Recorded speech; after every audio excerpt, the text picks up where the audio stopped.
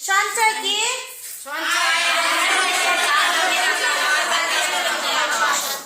তাহলে আমরা সঞ্চয় তো আর শিখতে হইব না, ঠিক আছে না? সঞ্চয় আমরা জানি সঞ্চয় কাকে বলে, সঞ্চয় কি? সঞ্চয়